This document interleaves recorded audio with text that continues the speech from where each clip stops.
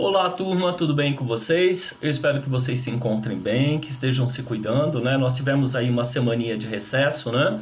Para a gente poder recarregar as baterias, porque estava todo mundo muito cansado, né? Nós tivemos aí essas aulas remotas, muitas atividades, e a gente entende que não está fácil para ninguém, tanto fisicamente, mentalmente, a gente estava precisando desse remanso, né?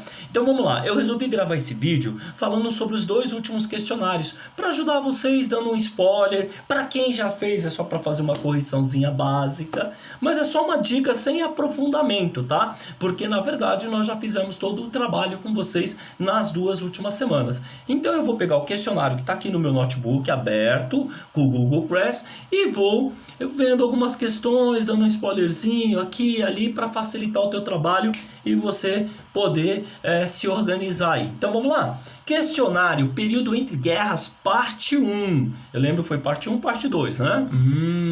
Beleza. Então uma das questões, por qual motivo os Estados Unidos saiu vencedor durante a Primeira Guerra Mundial? Veja, os Estados Unidos, como todos sabemos, nas nossas aulas a gente conversou sobre isso.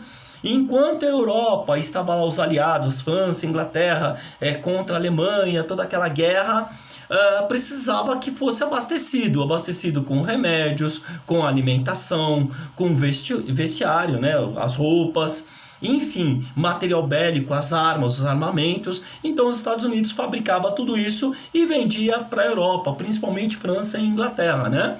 E com isso, claro, que ele capitalizou bastante. Os Estados Unidos ele vai sair da Primeira Guerra Mundial já como uma grande potência mundial, tá bom? Isso é muito importante. Cai sempre em vestibular, no Enem. É muito legal a gente entender como é que foi essa ascensão norte-americana, tá? Bom, vamos ver como é a outra. Como ficou conhecido a linha de montagem automobilística nos Estados Unidos? Essa questão é bem facilzinha. Vocês lembram o ano passado em Sociologia que nós estudamos modos de produção, modos de trabalho? Então tá lá o Fordismo. O Fordismo é aquela linha de montagem desenvolvida no início do século XX por Henry Ford, por isso o Fordismo, né? Os carros. E a linha de montagem é aquela esteira, lembra? Que a gente reproduziu bem, vimos o filme inclusive. Tá aí, tá matada a charada, tá vendo? Outra, o que significa American Way of Life. Então, durante o período entre guerras, aquela paz, né?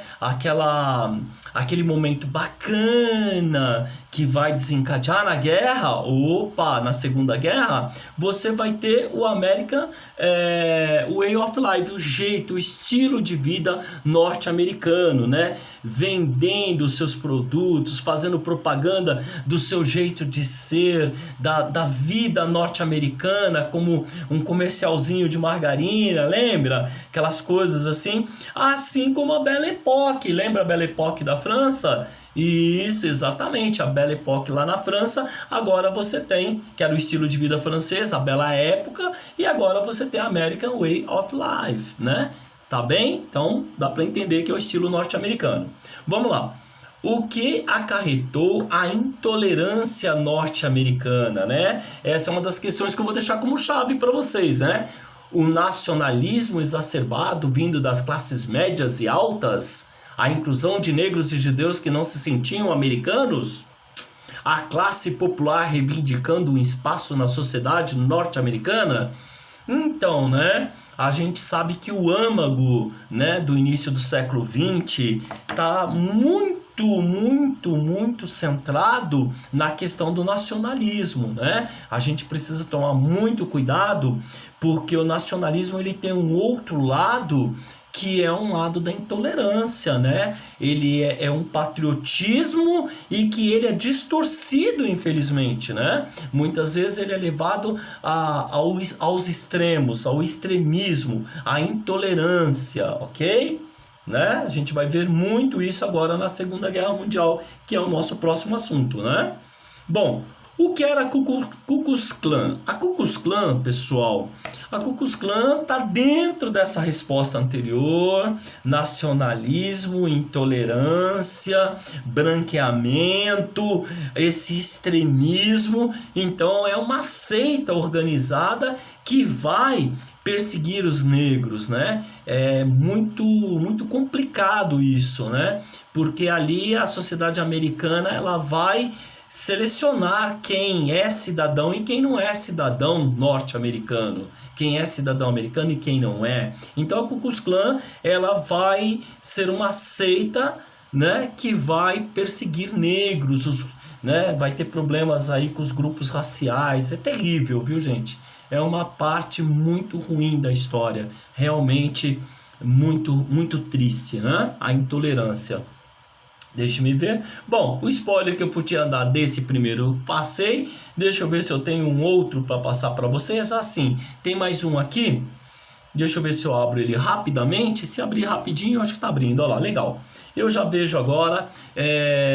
Esse aqui foi um questionário que eu passei para vocês sobre o desdobramento da Primeira Guerra e da Revolução Russa. Vou falar rapidamente para o vídeo ficar bem curtinho, né? Então nós temos lá, com a morte de Lenin, quem foi seu sucessor? Então você tem o Stalin, o Trotsky e o Nicolau III. Nicolau III não foi, né, gente? Está descartado aí, é o czar, né? E Stalin é que realmente vai assumir. Muito embora todos achassem que fosse Trotsky, que era o braço direito, literalmente falando aí, ou não, do Lenin, ele acaba sendo, o Trotsky sendo derrotado pelo Stalin, né? Isso vai acontecer. Quanto à nova política econômica na União Soviética, deixe-me ver. Ela visou apagar de vez os vestígios do capitalismo, implementou o comunismo revolucionário e permanente, ou adotou medidas de retorno ao capitalismo para depois atingir o socialismo? Essa questão é muito legal, né, cara? Porque as novas medidas econômicas, né, que foram tomadas, então a Rússia vai se transformar em União Soviética e tal, a gente precisa observar que eles vão dar um passo para trás em relação ao capitalismo, vão ficar no capitalismo para depois sim implementar aí o socialismo, tá? Então uma pegadinha de vestibular também que a gente precisa estar muito atento, tá? Inicialmente para organizar a situação a caótica em que se encontrava a antiga Rússia, então agora a União Soviética vai precisar tomar essas medidas, novas medidas econômicas que o Lenin vai estipular aí, mas voltando um pouquinho ao capitalismo, tá? Para depois conseguir arrumar a casa, literalmente falando, tá? Essa é bem simples. Qual dos países abaixo saiu como grande beneficiado da Primeira Guerra Mundial, né? Estados Unidos, Inglaterra ou França? Inglaterra e França ganharam a guerra, é fato, os aliados. Mas a gente sabe que uma guerra ninguém ganha, né? É quem perde menos, a gente já conversou nos vídeos anteriores. Então é lógico, os Estados Unidos que fomentou aí, que vendeu muitos produtos aí, fomentando aí a indústria dele, cresceu bastante para abastecer França e Inglaterra principalmente, tá? Então, os Estados Unidos é o grande vencedor dessa guerra, se é que a gente pode usar essa expressão, né? De acordo com o Tratado de Versalhes, qual dos países abaixo foi responsabilizado pelos prejuízos da Primeira Guerra? Gente, o Tratado de Versalhes, que foi assinado pós Primeira Guerra Mundial, ele vai realmente condenar a Alemanha como principal responsável pela guerra, pelos prejuízos da guerra, vai realmente ser muito pesado para a Alemanha. E a gente tem aí, nessa situação do Tratado de Versalhes, que responsabiliza, mais do que isso, que vai punir a Alemanha, você vai ter aí esse ressentimento, essa sensação de revanchismo que vai permear a década de 20 e 30 na Alemanha, né? Porque eles vão ficar inconformados com toda essa com esse prejuízo que eles vão ter que arcar, os alemães, né? Mas isso é uma outra história que a gente vai acompanhar juntos nos próximos vídeos, né? Lembrando que a gente não está aprofundando, a gente só está dando assim uma embasada para vocês, tá? Qual dos países abaixo mudou de lado durante a Primeira Guerra Mundial? É vero que alguém mudou, é vero. Macarone. Quem será? Itália, Japão ou Rússia? A Rússia saiu da Primeira Guerra, né? Japão, me parece que... Itália, né, gente? Lembra? A Itália aí, no meio, durante a guerra, ela vai mudar de lado, mas também não vai ser beneficiada após a guerra, tá? É um detalhe bem curioso isso daí, né? E ela se junta novamente com a Alemanha lá na segunda, né? São as tramas, as teias que vão jogar para a Segunda Guerra. Lembrando, eu sempre gosto de dizer para vocês que a Segunda Guerra, na verdade, é a continuação da primeira, né? Tem muitos historiadores que defendem bem isso e eu também acredito que seja assim. Bom, a Guerra Civil na Rússia estava dividida entre Exército Vermelho e Azul, Exército Vermelho e Exército Branco, Exército Branco e Azul. Bom, o Exército Vermelho e o Exército Branco, né, pessoal? Então é isso.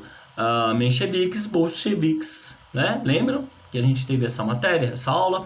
Bom, o vídeo já tá ficando grande demais. Já dei spoiler das duas últimas atividades, que é para vocês poderem aí recapitular um pouquinho, conseguir fazer mais rapidamente, tá bom? Fica aqui meu abraço, fica aqui minha saudade, para que em breve a gente possa estar junto, a gente possa bater aqueles papos, possa trocar ideia na sala. Aqui, lembrando, foi só alguma coisa assim bem en passant, sem se aprofundar muito, até para a gente não se estender, porque a gente já trabalhou com tudo isso anteriormente.